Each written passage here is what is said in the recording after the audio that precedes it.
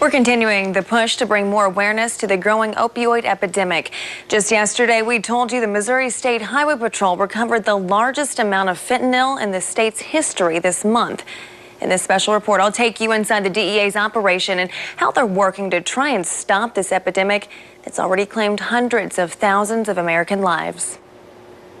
Last year at this time, I introduced you to a woman who said she was hooked on heroin. I was not breathing. I had no heartbeat. I basically died. She died about a month ago after she overdosed. Certainly the opioid epidemic has gotten worse. It has our attention. It's had our attention for some time. Prescription drug abuse is by far our second most prevalent drug problem in the United States, far outpacing heroin addiction. Those are the words from two DEA agents in Missouri. Assistant Special Agent Troy Derby says they've had to adjust their way of thinking about the opioid epidemic issue as an agency. We realize that we can't arrest our way out of this problem. Derby tells me they've adopted a three-pronged system to try and get a grip on the issue. For one, the community has to get on board and everyone needs to realize this is a health issue.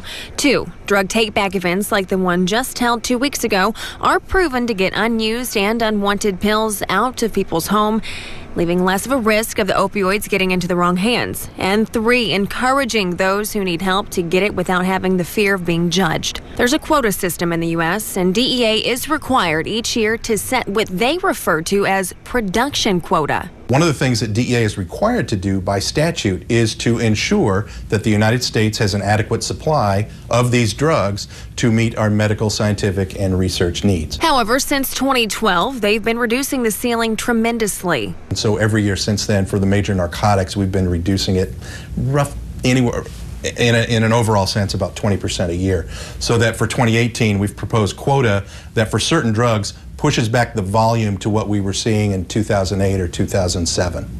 The DEA sets production on all sorts of narcotics. They talk to several agencies to collaborate how much of each drug should be made to serve the public. I pulled the data from the DEA's website, and it shows the wild swing on the changing perceptions of pain management in the medical community. Take fentanyl, for instance. It's one of the most powerful painkillers out there and used for terminally ill patients. This chart shows it spiked 50% from 2012 to 2013 and then topped out at 2,300 kilograms last year before being slashed by 25% from this year. In 2017, 1,750 kilograms were made. The same goes for oxy and hydrocodone. Both were cut by more than 40% this year from highs just 4 years ago. Regardless of the fact the DEA is steadily dropping the amount of pills being legally manufactured, there's still the issue of getting the illegal opioids from Mexico and China by gangs and drug dealers. They're selling death, and they don't care because they know 5 minutes down the road,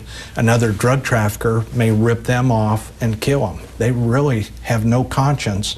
They just don't care. There's two sections of the DEA, the more obvious being the enforcement side, but there's also something called the Diversion Division. The Diversion Control Division within DEA, if you want to think of it simply, we're sort of the white-collar drug squad. This division focuses on preventing and interdicting legitimately manufactured controlled pharmaceuticals, such as oxy or hydrocodone, from getting to the black market.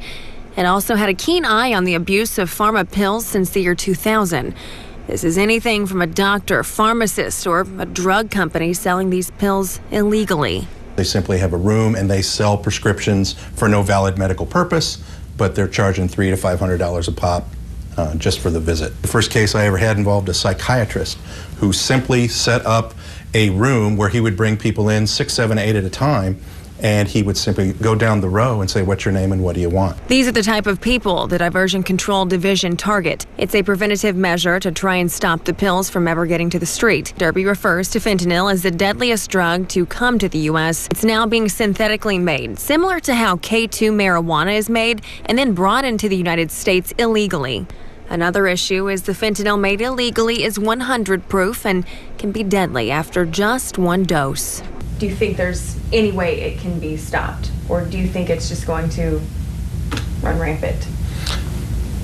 If I didn't think we could make significant progress to reduce this problem, then I wouldn't be here. For nearly 3 years, ABC 17 has covered the issues surrounding the opioid epidemic and the steps local and state agencies take to stop it. To see more on the stories we've covered, including a town hall we hosted this year, click on my story on abc17news.com.